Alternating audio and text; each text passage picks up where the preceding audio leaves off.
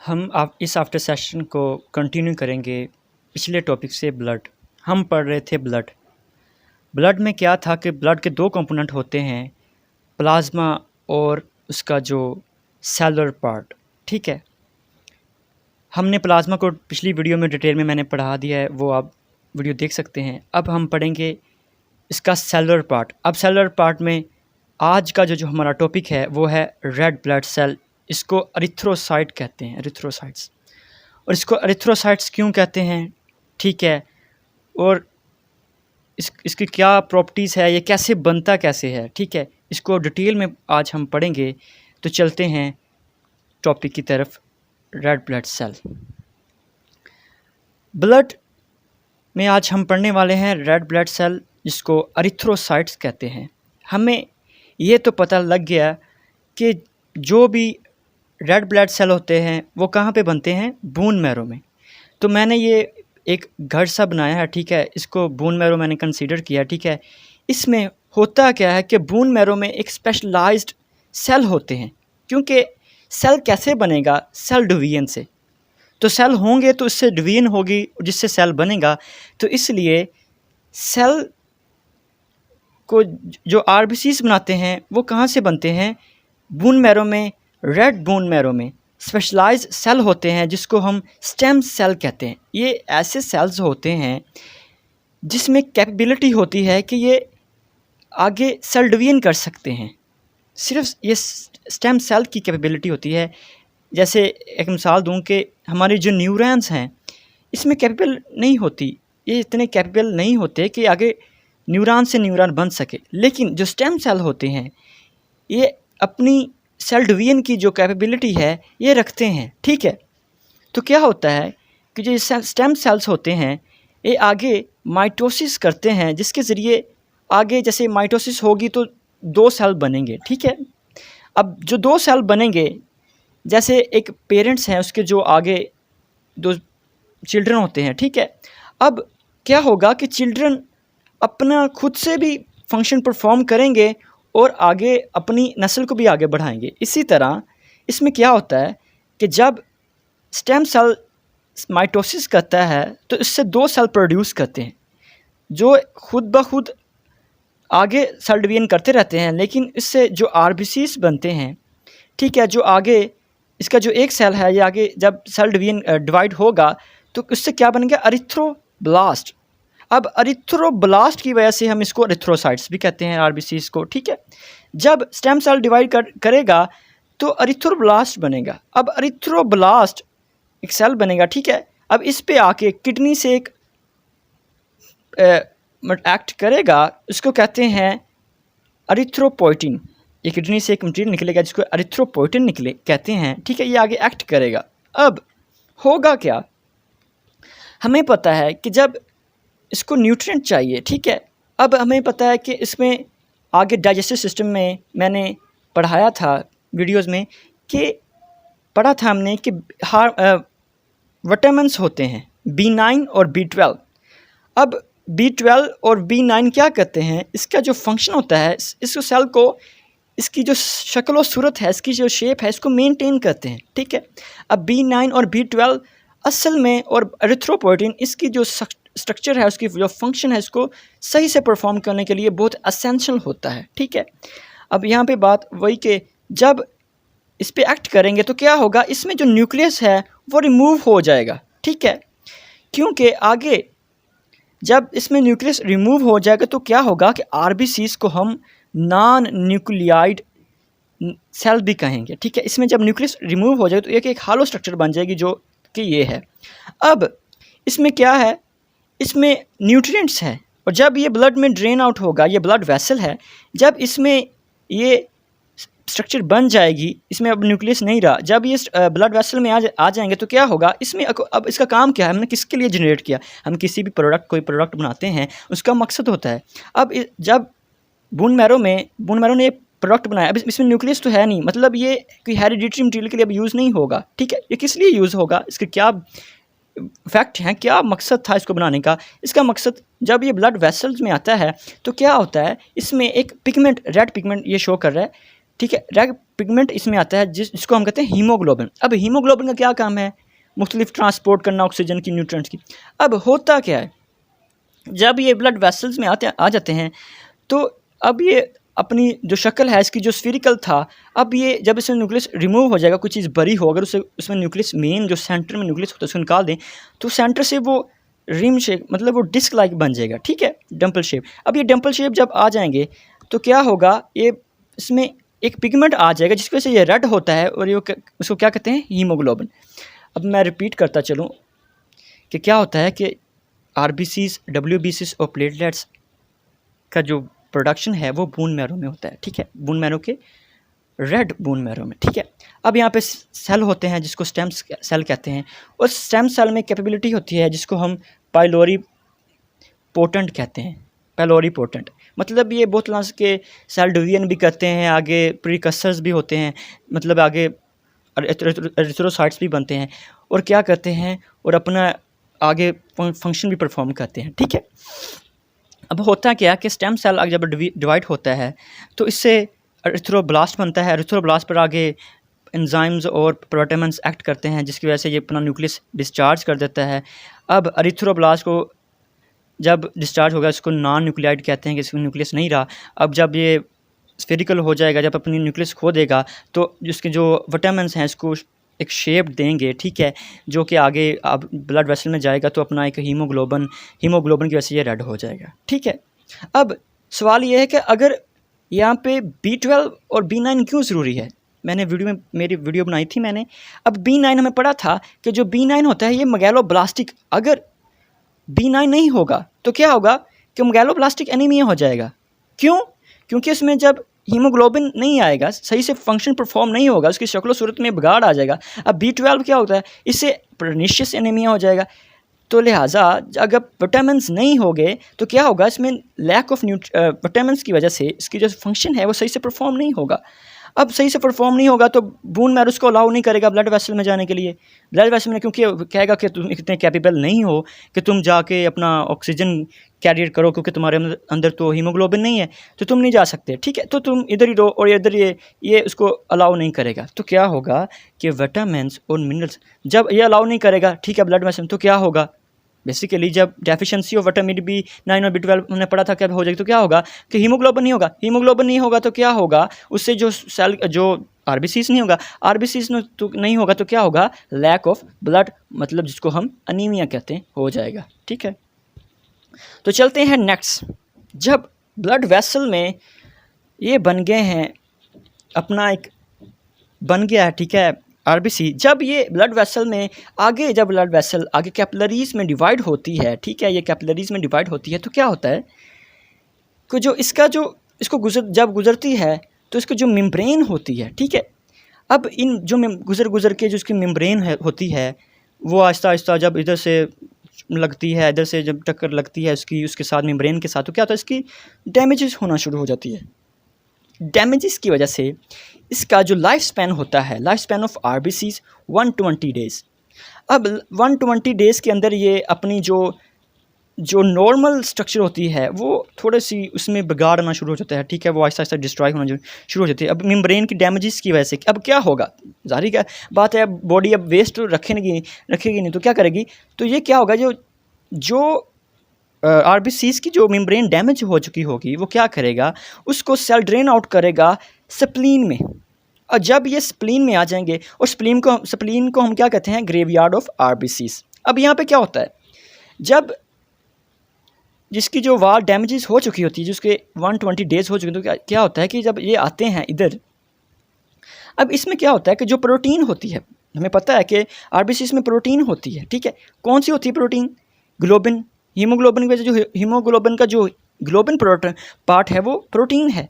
वो क्या होती है, प्रोटीन को आगे मैं बताऊंगा कि लीवर में स्टोर हो जाती है, लेकिन जो प्रोटीन जो उसका जो हीमोग्लोबिन होता है वो कहाँ जाता है, और प्रोटीन जिसकी जो प्रोटीन है वो कहाँ जाती है। होता क्या है, इसमें जो आरबीसीज होते हैं वो जब आके इधर आते हैं तो जो उसका जो इसमें जो होते हैं स्टोर भी हो जाते हैं, ठीक है।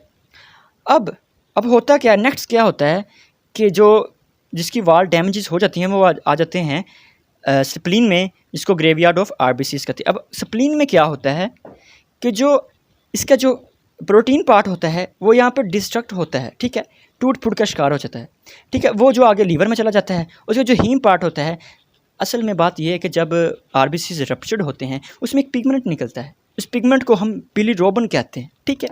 आगे उसके साथ क्या होता है, कहाँ पे जाता है वो देखते हैं आगे।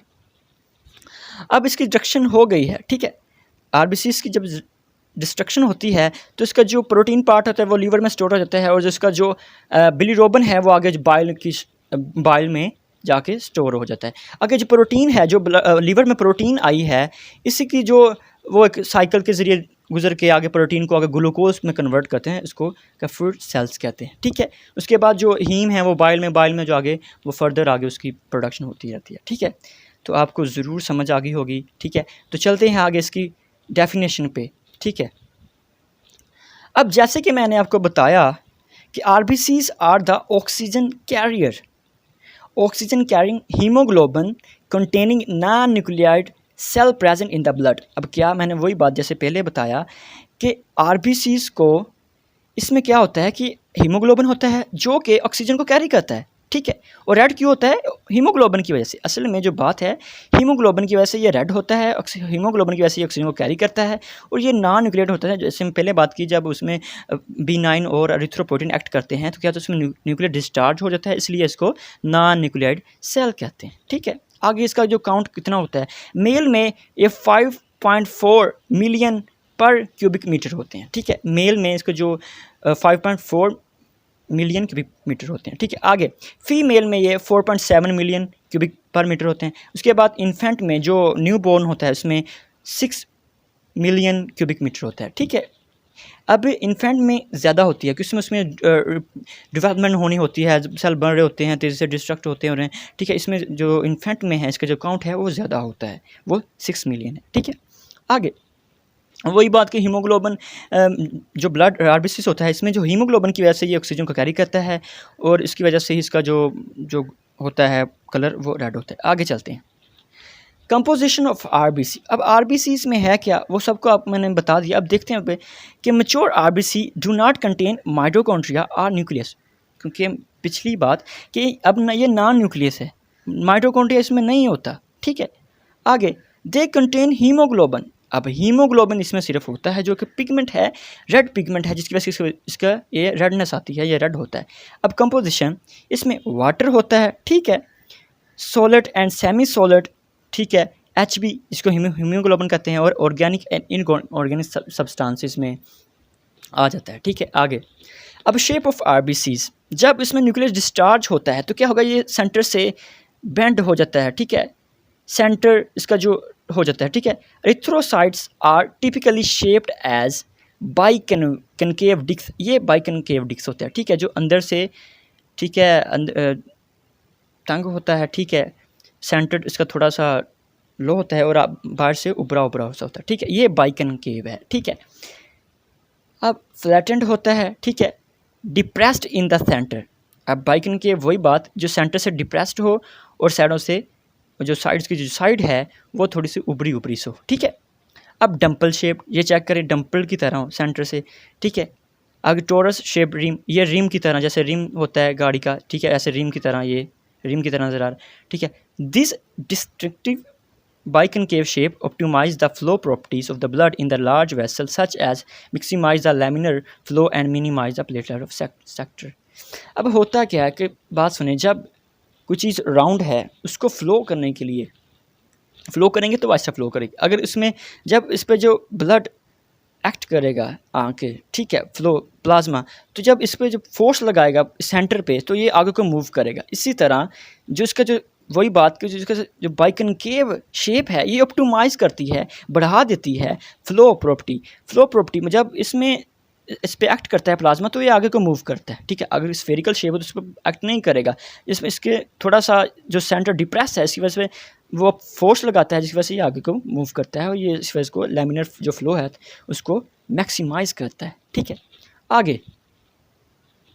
आगे जो हम पढ़ेंगे ये कि लाइफ स्पैन ऑफ आरबीसीज।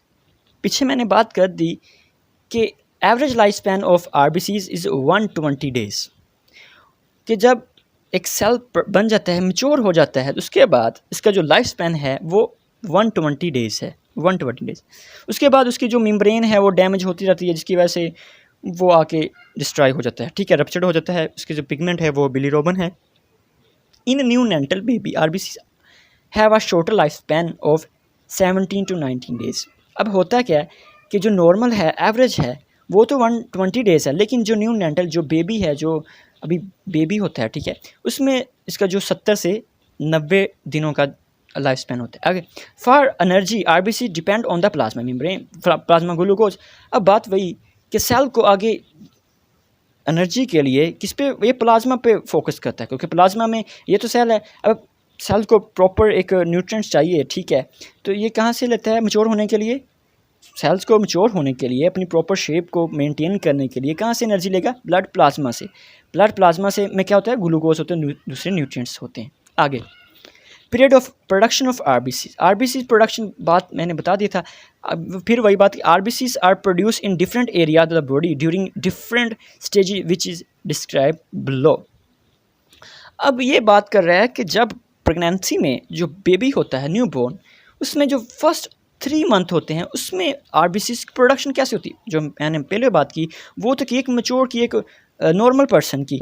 अब जो प्रेगनेंसी है उसमें बूंस तो नहीं होती, तो कैसे फर्स्ट 3 मंथ में उसमें जो ब्लड की प्रोडक्शन है वो कैसे होती है? वो देखते हैं कि ये कहता है कि RBCs are produce from fetal life. Fetal मतलब कि जो अभी छोटा सा अभी वो इन्फेंट होता है, तब से RBCs are produce in the yolk sac. अब ये यॉक सैक में बनना शुरू हो जाता है, ठीक है, अभी बूंस नहीं है, अभी कोई डिफ्रेंशिएशन नहीं है। अब क्या है कि यॉक सैक, उसका जो अर्ली स्टेज है, इन्फेंट स्टेज, वहाँ पे ही इसकी जो प्रोडक्शन हो जाती है अभी, क्योंकि तो क्या हो गया अभी योग से स्टार्ट हो गई, ठीक है।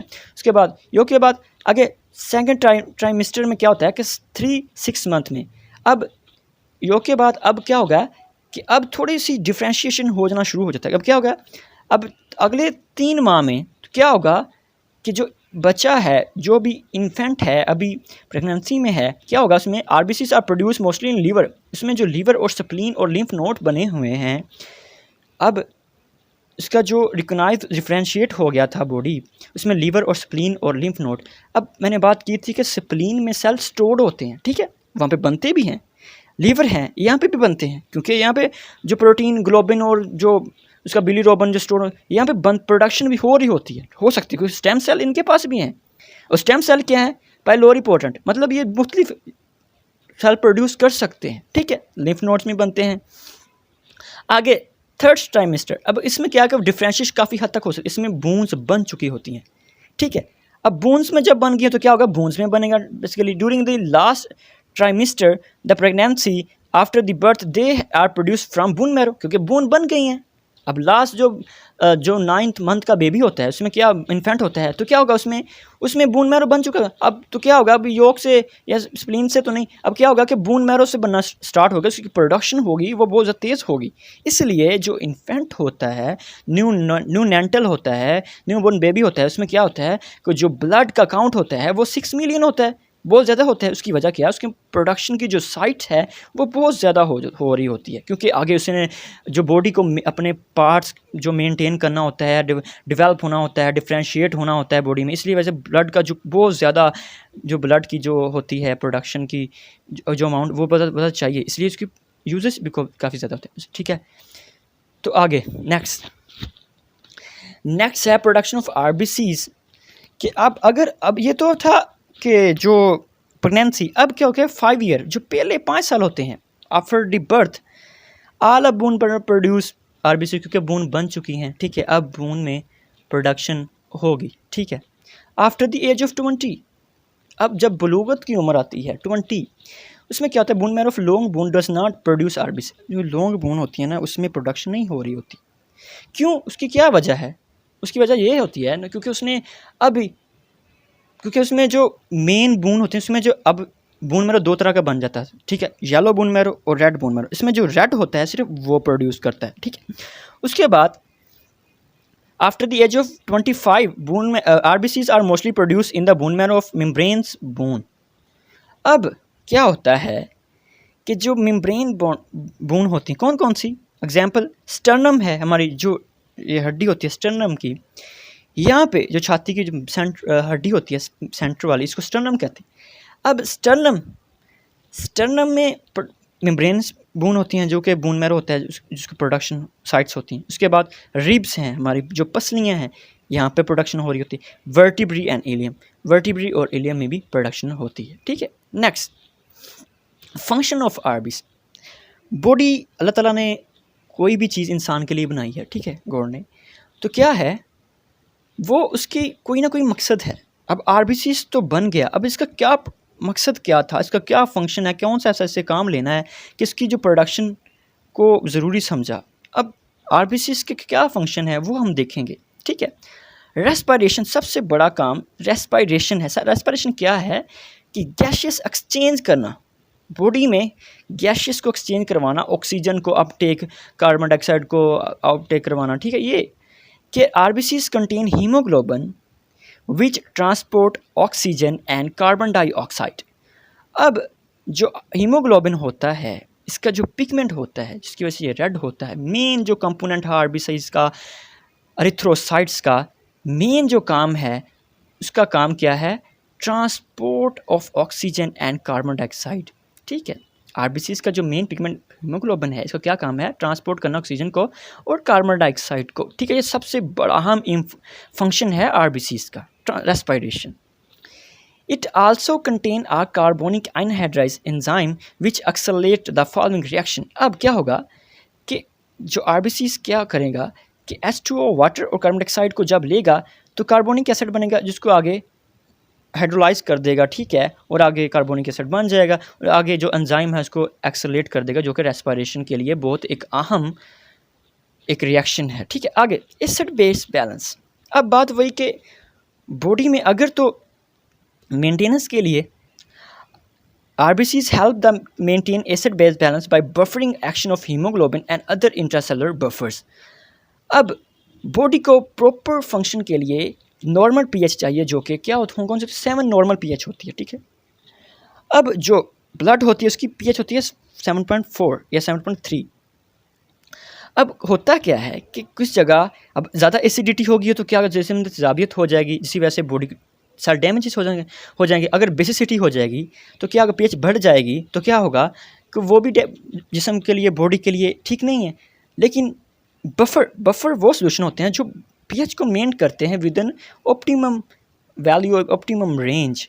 अब बफर जो सोल्यूशन है उसका बफरिंग एक्शन से मुराद कि ये पीएच को मेंटेन करते हैं within a tolerable or optimum range, मतलब जहाँ पे कि ये 7.4 की जो आ जाती है पीएच, जो कि एक नॉर्मल होती है, ठीक है। आगे फंक्शन ऑफ स्लाइटली एसिडिक होती है, ठीक है। फंक्शन ऑफ आरबीसी को हम कंटिन्यू करें कि मेंटेन आयोनिक बैलेंस। अब आयोनिक बैलेंस आयंस चाहिए, ठीक है।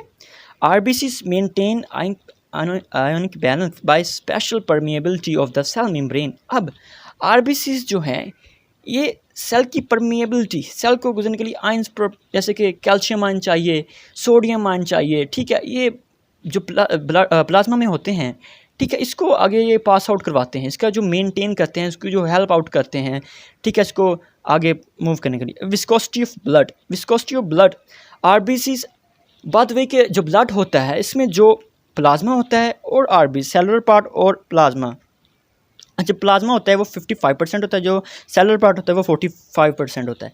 अब ज़्यादा तो होता है उसमें वाटर, लेकिन उसकी जो विस्कोसिटी, उसका जो गाढ़ापन वो कैसे बढ़ता है, वो आरबीसीज, डब्ल्यूबीसीज और प्लेटलेट्स की वजह से। इसी तरह क्या होता है कि जो आरबीसीज होता है, आरबीसीज एरिथ्रोसाइट्स होते हैं, ये क्या करते हैं, इसकी विस्कोसिटी को बढ़ा देते हैं, मेंटेन करते हैं, ठीक है। क्या होता है कि आरबीसीज की वजह से उसकी विस्कोसिटी बढ़ जाती है, जो कि पानी से 5 गुना more than 5 time from water से 5 गुना गाढ़ा होता है, विस्कस होता है, ठीक है। तो गाइस कैसी लगी आज की ये आपको वीडियो, ज़रूर नीचे कमेंट करें, ठीक है, और कैसा लगा आपको आज का टॉपिक, और आगे इसको फर्दर कंटिन्यू मैं करूँगा, ठीक है, डब्ल्यूबीसीज और प्लेटलेट्स को नेक्स्ट वीडियो में इंशाल्लाह। तो मेरे इस चैनल को ज़रूर सब्सक्राइब करें और नीचे अपना कीमती कमेंट और अपना राय ज़रूर दें। शुक्रिया, खुदा हाफिज़। तो मिलते हैं नेक्स्ट वीडियो में।